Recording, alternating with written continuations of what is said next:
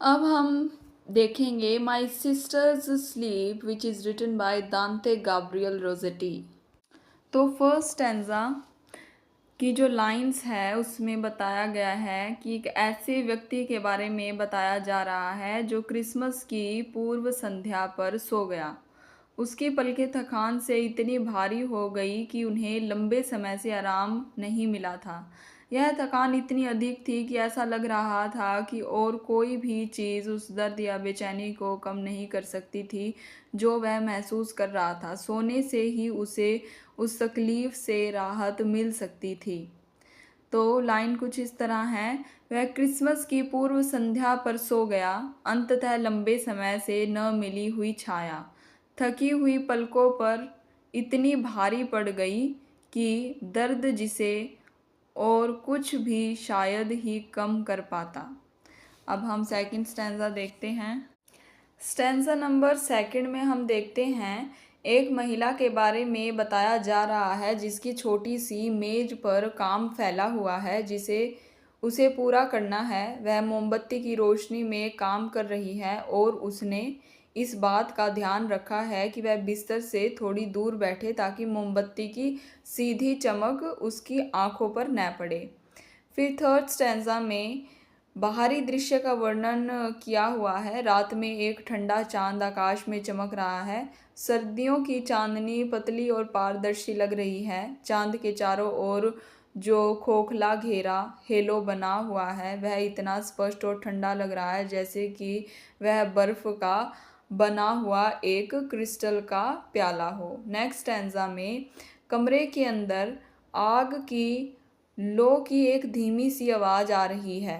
झरोखों या छेदों से आग की रोशनी कमरे में प्रवेश कर रही है और सब कुछ लाल रंग में रंग रही है। कमरे में एक धुंधले कोने में रखे दर्पण ने उस लालिमा के बीच कुछ स्पष्टता बनाए रखी है, शायद रोशनी को प्रतिबिंबित करके। नेक्स्ट स्टैंजा में किसी व्यक्ति के अनुभव को बताया है जो कई रात से जगा हुआ है। उसका मन थका हुआ और विचारों से खाली महसूस हो रहा है। उस शांत माहौल में और कम रोशनी में उसे एक अजीब तरह की शक्ति महसूस हो रही है जिसकी तुलना एक तेज शराब पीने से की गई है जो उसे कुछ पल के लिए ताज़ा कर देती है।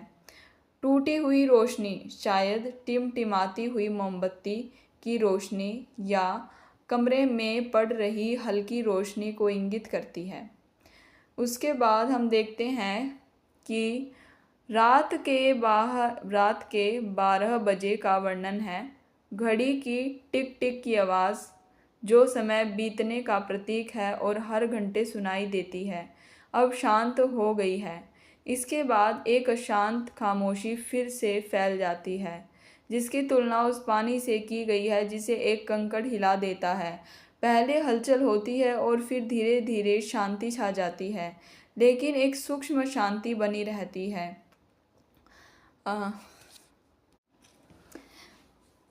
फिर आगे बताया गया है कि माँ ने उठने का शांत दृश्य दर्शाया गया है। माँ के उठने का शांत दृश्य दर्शाया गया है। जब वह अपनी बुनाई की सुइयों को रखती है तो वे आपस में हल्के से टकराती है।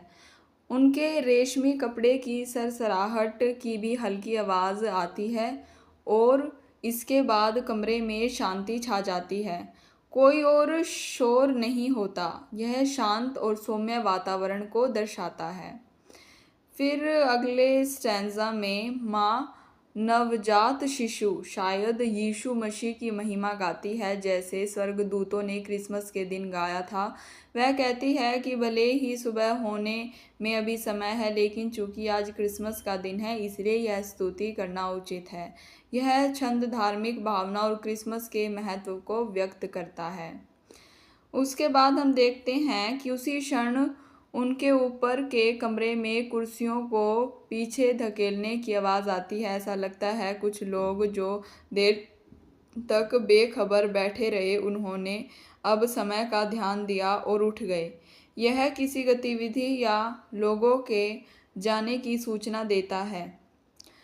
माँ चिंतित होकर धीरे धीरे कदमों से उस कमरे में जाती है जहाँ मार्गरेट सो रही है। वह ऊपर के कमरे से आ रही आवाज़ों से डरती है कि कहीं वे आवाज़ें मार्गरेट की उस नींद को ख़राब ना कर दे जिसका वे लंबे समय से इंतज़ार कर रही थी। शायद वह बीमार है या बहुत थकी हुई है। माँ मार्गरेट की नींद को आराम को लेकर चिंतित है। माँ एक पल के लिए मार्गरेट को देखने के लिए झुकी और फिर शांत होकर वापस मुड़ी, लेकिन अचानक वह फिर से मुड़ गई। अब उनके चेहरे पर दुख और पीड़ा के भाव स्पष्ट थे और उनकी आंखें किसी चीज़ को गहराई से देख रही थी और तरस रही थी। यह क्षण किसी अप्रिय या दुखद खोज की ओर इशारा करता है। तो जो कवि है या वक्ता ने उस स्थिति में अपना चेहरा छिपा लिया, अपनी सांस रोक ली और कुछ नहीं कहा। कमरे में पूरी खामोशी थी, कोई बोल नहीं रहा था, लेकिन उस खामोशी में भी कवि को कुछ सुनाई दे रहा था। शायद वह दुख या तनाव की भारी चुप्पी थी। माँ ने दुख में खुद को झुकाया और रोना शुरू कर दिया। कवि के साथ भी निराशा में गिर गए कवि के हाथ भी निराशा में गिर गए और उन्होंने कहा कि उन्हें पहले से ही पता था कि उनकी बहन मर चुकी है और वहाँ उनकी बहन शांत और सफ़ेद रंग में सो रही थी, मृत्यु का प्रतीक। यह क्षण मार्गरेट की मृत्यु की पुष्टि करता है।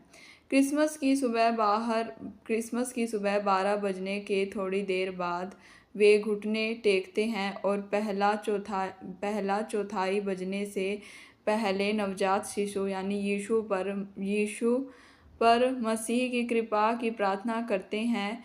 यह क्षण दुखद घटना के बावजूद धार्मिक विश्राम और क्रिसमस के महत्व को बनाए रखता है। शायद यह मृत्यु एक नए जन्म की भावना से जुड़ी हुई है या एक पारंपरिक प्रार्थना है जो वे क्रिसमस के दिन करते हैं।